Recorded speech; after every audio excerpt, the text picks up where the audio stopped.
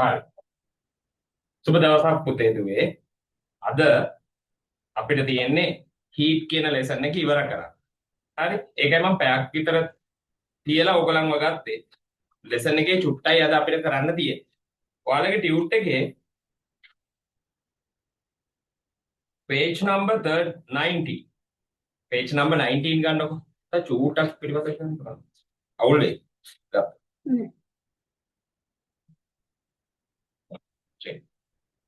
page number 19 වල තියෙනවා experiment එකක්. මම කිව්වා ඔයගලන්ට මේ එක්ස්පෙරිමන්ට් එක පුළුවන් නම් ගෙදරදී කරන්න කරලා ඉවරලා මට වීඩියෝ එකක් එවන්න කියලා. හරි? අන්නේ එක්ස්පෙරිමන්ට් එකට යමු. අන්න එතන පෙරලන් තියාගන්නකෝ.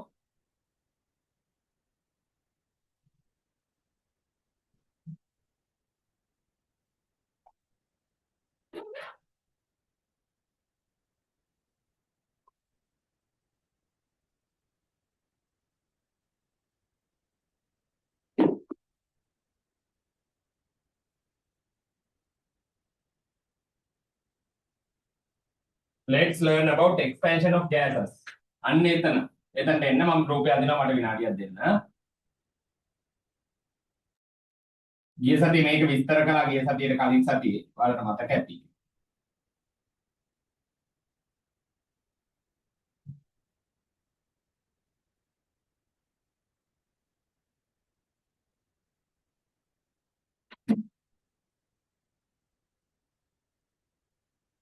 බැට් එකක් වගේ තිබුණත් මේ බෝලයක් මේ බෝතලයක් ඇඳලා තියෙන්නේ.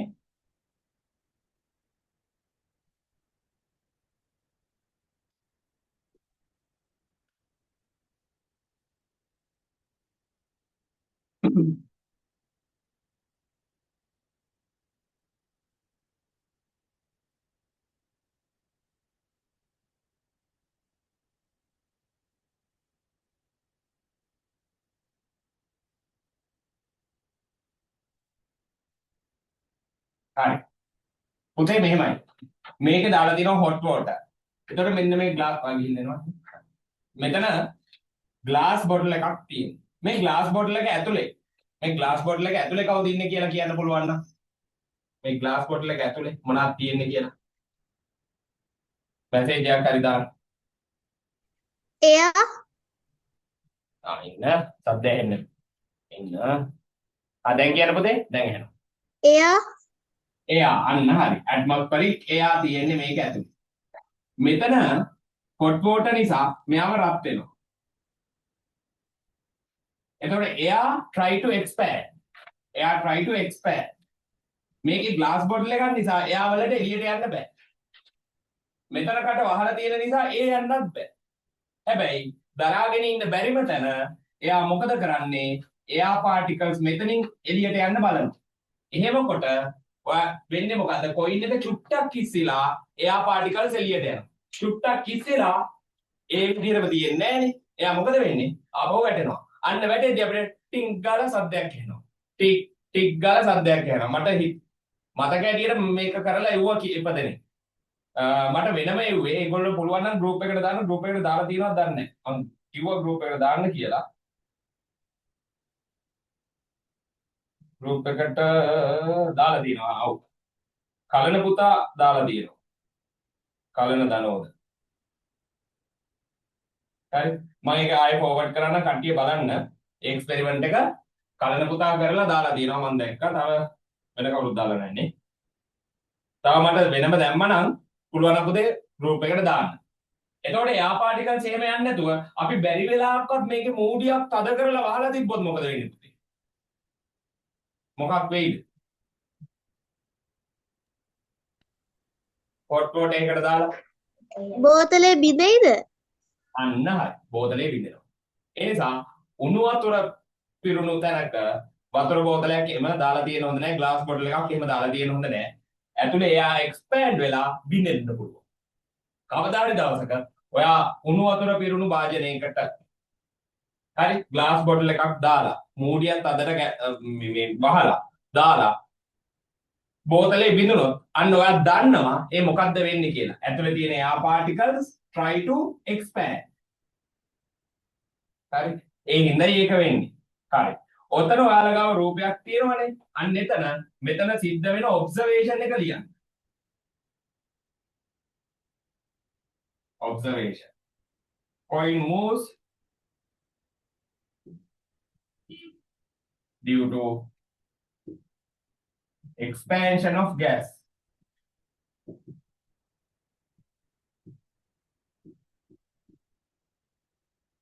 Conclusion.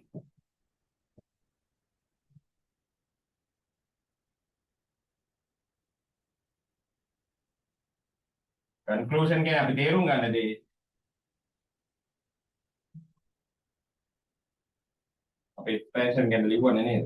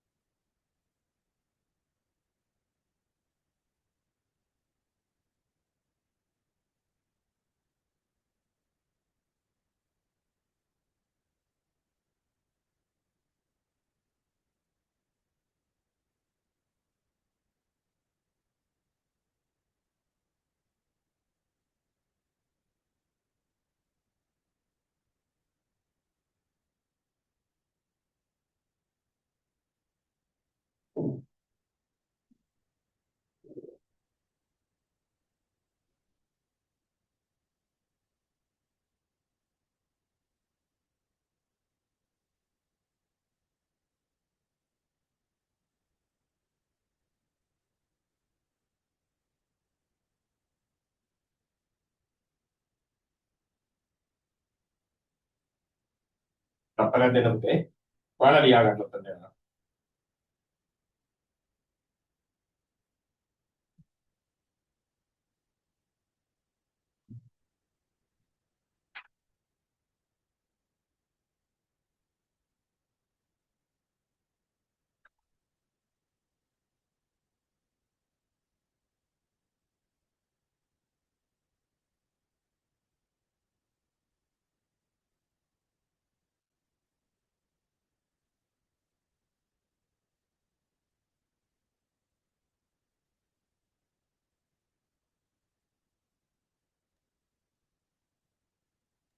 Sir, finish.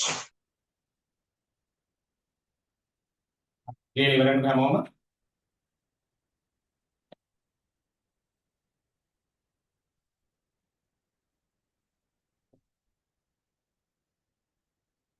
Sir, හරි. කට්ටිය ලියලා ඉවරයි. එහෙනම් මම මේක මකනවා පුතේ. කලන පුතා මට අර වීඩියෝ එකක් එවලා තියෙනවා පුළුවන් නම් ඒක ගෲප් එකට දාන්න පුතේ මං ගාව මේ වීඩියෝ එක ඩිලීට් කරලා තමයි මං try කරා දැන් මම මේක දාන්න බැලුවේ ඔයාලා තියෙනවා නම් පුළුවන් නම් දාන්න ගෲප් එකට පස්සේ දැන් නෙවෙයි හදිසි නෑ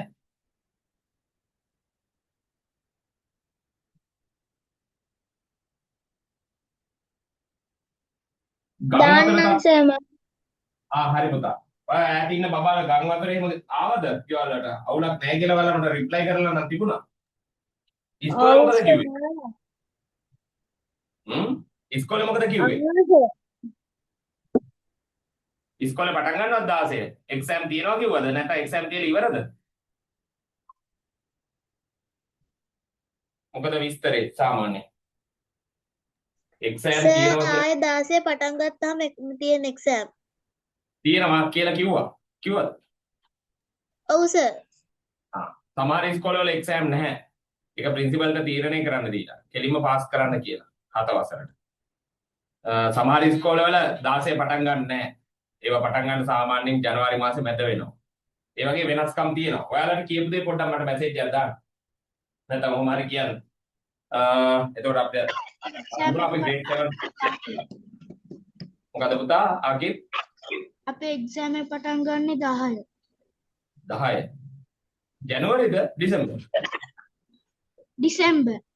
දෙසැම්බර් කියන්නේ හිතා නිදම් පටන් ගන්නවා හොඳයි එහෙනම් අද අපි වැඩ ඉවරයිනේ හොඳට පාඩම් කරලා ලියන්න ඕනේ හරි අපි ඉවර කරමු මේ වැඩේ changes of states of matter there are three states of matter ඔයගොල්ලෝ චූටි කාලේ නෙමෙයි grade 6 වල මුල්ම කාලේ ඉගෙන ගත්තා there are three states of matter solid liquid Gas. ඔයා දැනගන්න තියෙන්නේ මේකේ පුතේ හරි ලේසි දෙයක් සල්ලි මොනවද දුන්නේ ඈ කමන්නේ දෙන්න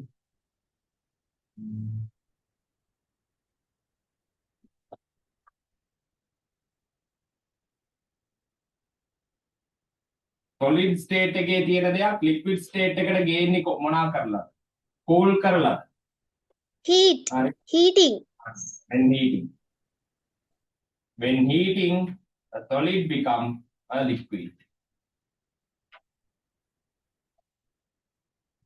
when cooling liquid becomes a solid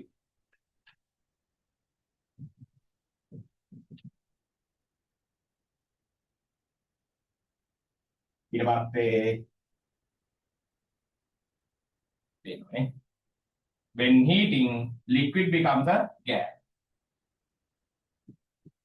දැන් නොදන්න දේවල් නෙමෙයි මේවා දන්න දේ හරි ලේසි නිකන් මම වේපර් එකක් වගේ ස්ටීම් වගේ දාන්නම් මෙතන ස්ටීම් මේ දිනේ වෝට් මේ liquid state of water gas state of water තමයි ස්ටීම් කියන්නේ කුමාලය ඊට පස්සේ පුතේ මේ තියෙන්නේ ice cube solid state of water හරි ඔන්න ඔය ටික දාගන්න ලොකුවට ඔය තියෙන ඉතින්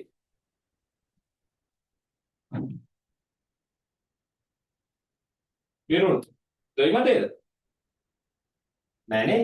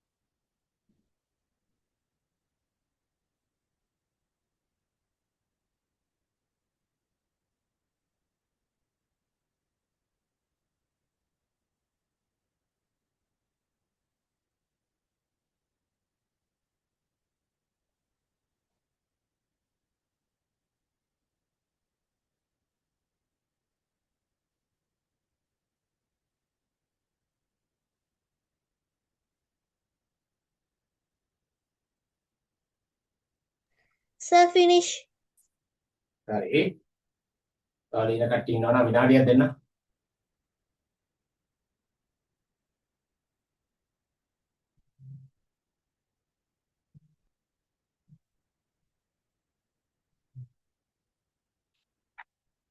හ්ම්. Okay, sir. හරි. එහෙනම් මම මේක වකනවා පුතේ.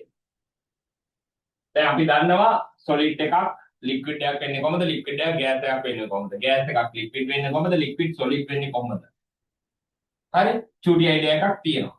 අපි එතනින් එහාට topic එකට යනවා.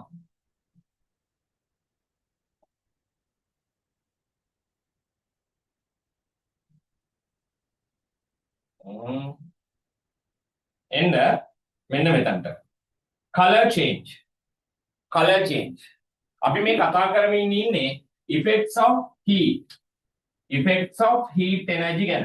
effects හතරක් තිබුණා. ටක් ගාලා මතක් කරගමු පුතේ මේ ඊළඟ මාතෘකාවට යන්න කලින් effects හතර. මොකද විභාගෙට අහන්න පුළුවන් කියලා මේ effects ටික. ඔයාලා මතකෙන් මට කියන්නේ effects of heat. විනාඩියක් අරන් බැලුවා ඊට පස්සේ කැමරාව දිහා බලාගත්තා කිව්වා.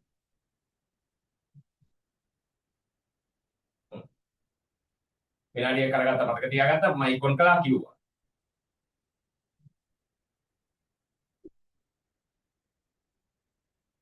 හරි දැන් කියන්න බලන්න මයික් ඔන් කරලා කියන්න.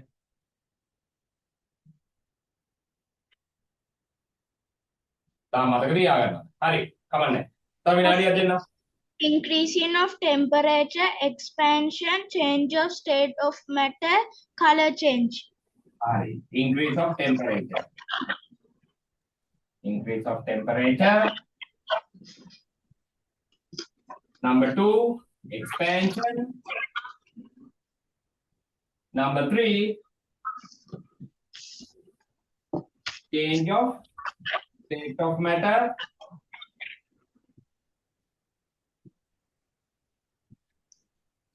Number 4, color change. Object එකකට heat කියන energy එක දීලා object එකකට heat කියන energy එක දුන්නොත්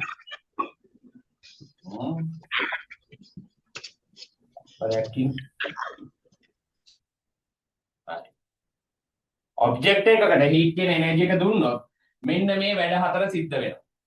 එක්ක increase of temperature. temperature එක increase වෙන object එක. expand වෙන්න පුළුවන් object එක. change of state of matter. state එක change වෙන්න පුළුවන්. solid liquid gas state එක change වෙන්න පුළුවන්. එහෙම නැත්නම් ඒ object එකේ color change එකක් සිද්ධ වෙන්න පුළුවන්. උදාහරණයක් විදිහට යකඩයක් රත් කරද්දී ඔයගොල්ලෝ දැකලා ඇති. වීඩියෝ එකකින් හරි දැකලා ඇති. යකඩයක් රත් කරද්දී දැකලා තියෙනවා නම් මෙහෙම ඔළුව වන color change එකක් වෙනවා දැකලා ඇතිනේ. යකඩයක් රත් කරද්දී ඒක කහ පාටක් තැඹිලි පාටක් වගේ වෙනවා. හරි. ඔයාලට ටියුබ් එකේ රූපෙත් දාලා තියෙනවා මම. හරි නේද පුතේ? ඔය උණු වෙච්ච යකඩයක් අන්න ඒ වගේ object heat වෙද්දී හරි color change කරනවා. When materials are heated, their colors can change due to various factors. color එක change වෙන්න පුළුවන්. එහෙනම් මේ effects ටික අපි ওই විදිහට කතා කරලා ඉවර වෙනවා. අවසානයේ effect of heat to the environment. environment එකට මේ heat කොහොමද බලපාන්නේ? occurrence of බලන්න ඔතන කියලා තියෙන එක කියන්න පුතේ.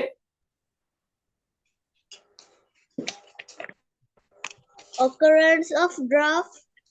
occurrence of a drought. Occurrence of forest fire. occurrence of a drought කියන්නේ නියගයක් ඇති වෙන්න පුළුවන් heat නිසා. occurrence of a forest fire ලැබුගිනි ඇති වෙන්න පුළුවන් heat නිසා. ඔය දෙක අරුණාම පුතේ ඔයාට පුතෙක් හරි දුවෙක් හරි පුළුවන් නම් කියන්න. පරිසරයට සිද්ධ වෙන්න පුළුවන් තාම මොකක් හරි දෙයක්. ඔයා දන්නවනේ.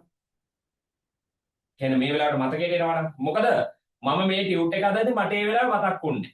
හැබැයි මට මේක ඔයාලට කියන්න කියපු වෙලාවේ තප්පරෙන් මට මතක් වුණා.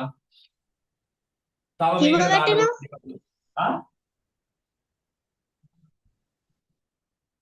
උදාමස මට ඇහුන්නේ නැහැ කියපේ.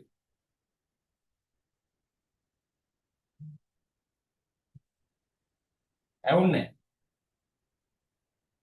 ගියාද? හිම වැටෙනවා. හිම වැටෙනවා. ඔව්. heat වල එක පැත්තක්. හිම වැටෙන්නේ.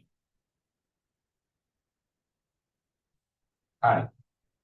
තව ඒ වගේ climatic changes සේරම සිද්ධ වෙන්නේ heat නිසා. එතකොට ඔය monsoon rains දැන් මේ දවස්වල ඇති වෙන්න හදන වැසි තත්ත්වයක් තියෙනවා. monsoon rain මෝසම් වැස්ස. ඔය වැසි තත්ත්වය පවා ඇති වෙන්නේ පුතේ මේ heat නිසා. හරි. heat ලැබෙන විදිහ අනුව. ඔයාලට මං හිතන්නේ මං ඒක කියලා දුන්නා. මට මතක හැටියට. cyclones ගැන හරි මොනවාරි මං කියලා දුන්නේ නැද්ද? මුහුදේ ළඟ තියෙන air particles රත් වෙලා උඩ යනවා. එහෙම air particles රත් වෙන නිසා කියලා දුන්නා නේ. හරි. රත් වෙලා උඩ යනවා. එතකොට පිටින් air particles ඇවිල්ලා cyclone එකක් හැදෙනවා. ඒ වගේ. එහෙනම් ඔතන ඔය දෙක number 1 number 2 තියන්න ඉඩ තියලා. drought කියන්නේ number 1 forest fire කියන්නේ number 2 කියලා තියලා. heat නිසා ඇති වෙන එකක් ඇටියට මං අරක දාන්නේ නැහැ. heat කියන්නේ රත් වීමනේ. මේ snow falling එක දාන්නේ නැහැ. මම මෙහෙම දාන්න. monsoon rain heat නිසා ඇති වෙන්නේ. cyclone heat නිසා සුලිසුලන් දැන් මේ පෞගිය කාලේ අපිට තිබුණේ සුලිසුලන් තත්ත්වය. cyclones ඇති වෙන්නේ heat නිසා. අන්තිම එක මේ ලෝකේ රත් වෙනවා. heat නිසා මේ ලෝකේ රස්නේ වැඩි වෙනවා. ඒකට නමක් කියනවා පුතේ. කාට හරි මතක් වෙනවා නම් කියන්න. මේ ලෝකේ රස්නේ වැඩි වෙලා තියෙනවා. මුළු ලෝකෙම. දැන් අපිට එළියට වහින්න බෑ හරි රස්නේ ඉස්සරට වඩා. ඒකට නමක් කියනවා. කවුරු හරි දන්නවද?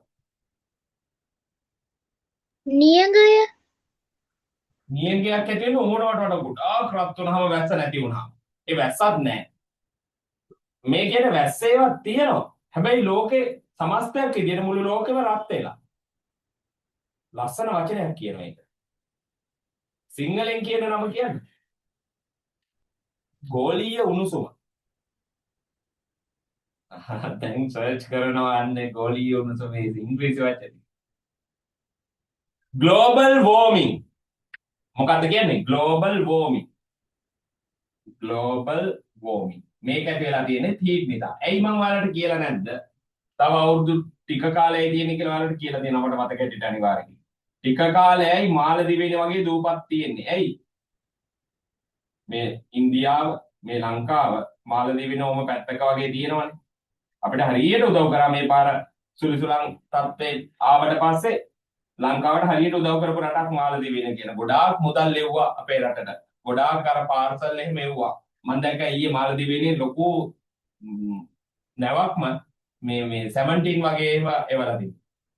මේ රට තව අවුරුදු 15යි තියෙන්නේ කියලා මම කිව්වනේ.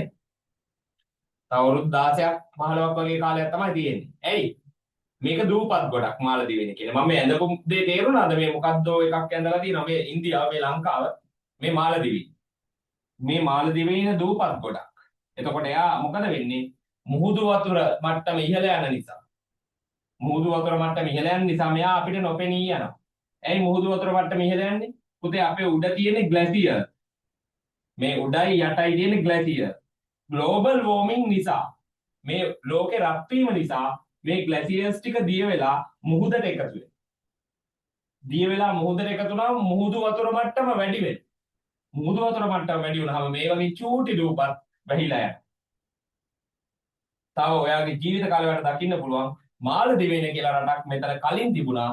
ඔයාගේ ජීවිත කාලේ ඔයාට බබෙක් එහෙම ඉන්න කාලේ. ඔයාගේ බබා 6 වසරේදී වගේ. හරි? ඔයාට කියන්න පුළුවන් මේ හරිය රටක් තිබුණා දැන් තියෙන්නේ මුහුද කියලා. හරි?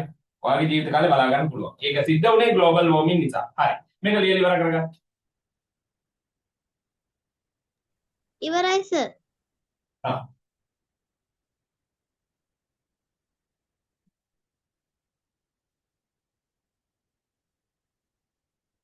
ඉවරයි. මම ඒකයි පැයක් විතර ගත්තේ ඔයගලන්ට.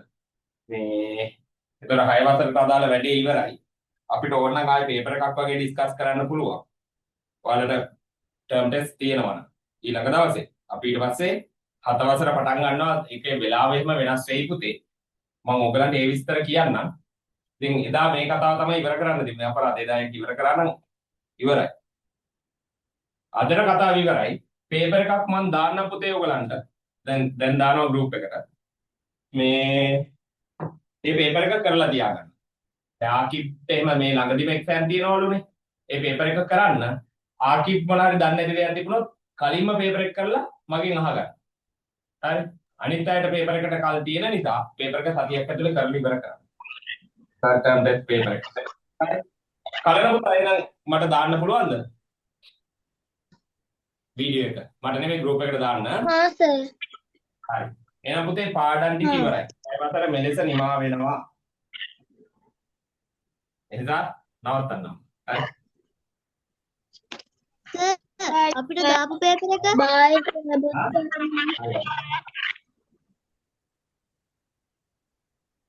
පුතම්සා කියන්න පුතම්සා.